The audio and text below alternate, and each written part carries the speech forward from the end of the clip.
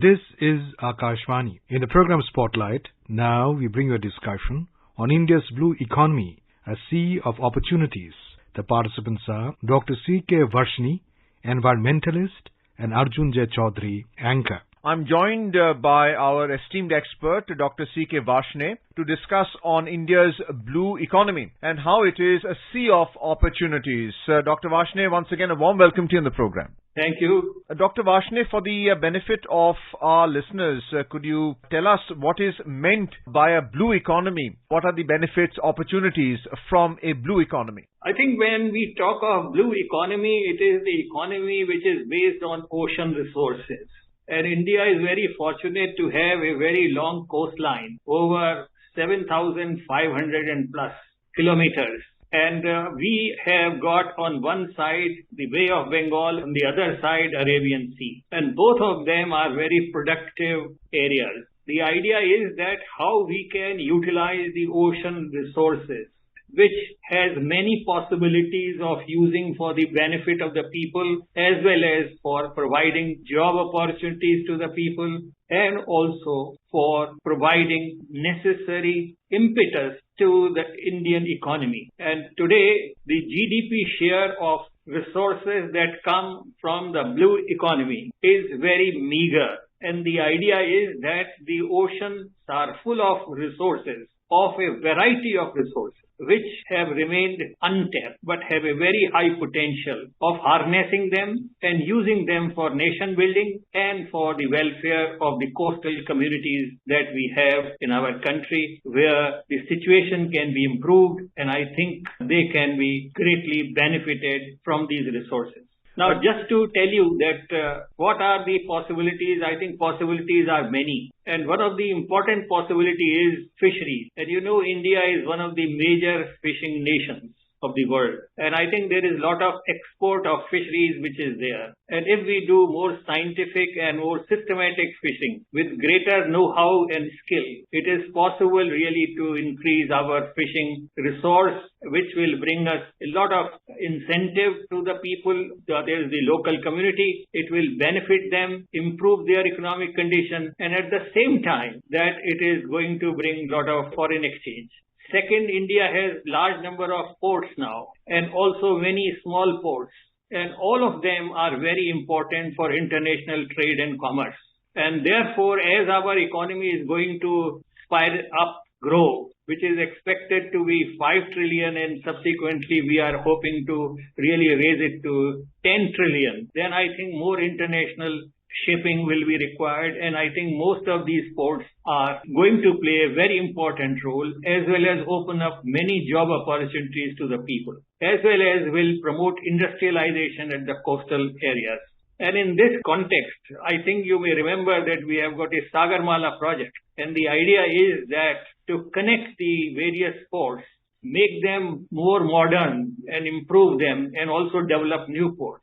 At the same time, provide interconnectivity of the ports and also promote inland waterways, and in which you have seen that the Varanasi to the Assam cruise that has been for 2 days and 2 nights, something like that, has already started and has a great demand. So you can see that some of these potentials can be harnessed for the advantage of the people. It is also very important that we have to worry about our energy situation, because we import a large amount of fossil fuel and our energy needs are growing. And as we will grow and as we will really meet the growing expectations of our population, we will require more energy. And oceans provide a very important source for energy. And I think here that we have got the thermal gradient in the ocean. The lower strata of the ocean has a different temperature, and the surface areas have a different temperature. It is the differential of the two which provides a potential of really developing ocean energy in a big way. The wave energy is also an important resource, and it is also to be tapped and utilized and to be converted into electricity. So I think these are all very, very high promising areas which provide direct benefit to the country's development and to the sustainable development of the coastal community. More than that, offshore new energy resources can also be utilized, and India has made good good use of it, and we have got large number of wind turbines which are offshore and are producing amount of energy which is supplied on land for our growing economy. So I think these are some of the very clear advantages whose potential remains to be tapped and to be developed. And the blue economy philosophy really tries to formulate these issues in concrete terms and encourages and provides support for promoting them and for encouraging their use. Dr. Varshney, you mentioned about India's long coastline of 7,500 kilometers. You also mentioned about the major and minor ports, 12 major and 200 minor ports. What is the share of the blue economy, especially fisheries, in the computation of GDP when it comes to its share in the agriculture sector? And by these policy decisions of the central government focusing on the blue economy, what is the likely impact on the GDP in terms of percentages? In terms of percentage, it will depend as to how much we are able to really encourage this type of activity. But let me tell you one thing very clearly, that if we have got more efficient fishing gear, then I think it is possible to do better fishing with lesser input of our energy as well as resources. This is number one. Second, the more important thing is that the aquaculture possibilities of our coastal water is very high, and the potential production of aquaculture is very high, and this also needs to be tapped. In addition to that, there are large number of algal species, that is known as algal forms, which can also be started, and aquaculture provides a very big opportunity all along the coast, because we have got very favorable temperature throughout the year, and therefore they can grow very well. It is also important that we have to maintain these aquatic resources in as much safe as possible and reduce their burden in terms of the pollution, which is now increasing, unfortunately. So we have to hold back the pollution. We have to keep these waters as healthy as possible so that our fisheries resources as well our aquaculture, both for fisheries as well as for algal species, can continue. And it provides a very high protein source, not only for the domestic consumption and for the coastal community as well as for export. So I think that the exact percentage that is going to contribute will depend how much we are able to do it and how much we are able to really sustain our activity in this.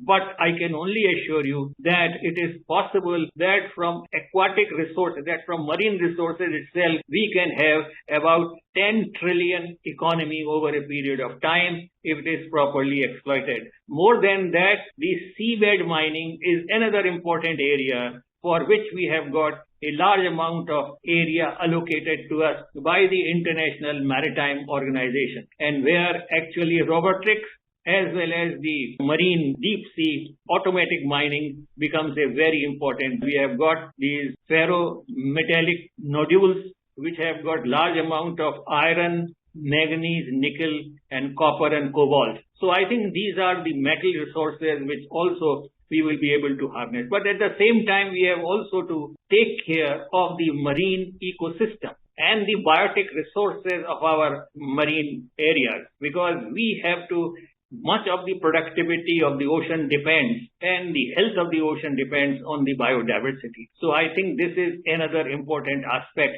on which we have to devote our attention. It is also important to really develop skill-based techniques and to have a large amount of training of our people in handling these resources in a very systematic, scientific manner, so that most of it, and you know, the Sagarmala project is only going to facilitate a rapid transportation of these marine resources from coastal areas to the hinterland and from hinterland to the coastal areas. So I think these are the very exciting possibilities which remains to be exploited and which again are going to play a very critical role in years to come. Dr. Varshney, you mentioned about the potential of the blue economy and the untapped potential of the blue economy as well. How do you see India meeting its energy emission targets faster than what has already been projected? Actually, it is the carbon emission targets which are going to be, and if, as I mentioned, that if we keep our oceans free from pollution, then oceans are a big sink for carbon dioxide. The photosynthetic organism, the microorganism which we call planktons, are very active in soaking up carbon dioxide. And a large amount of carbon dioxide is utilized by marine organisms. And most of the algal species are responsible, and through the process of photosynthesis, they harness it. So I think this is one area. The other area that I mentioned is that once we make use of the thermal gradient of the ocean, then I think the ocean energy becomes available. And this really becomes available at zero carbon emission. So I think to that an extent, we do not have to really use fossil fuel, but at the same time, we have the energy that we have. So I think it is carbon-free energy that we get.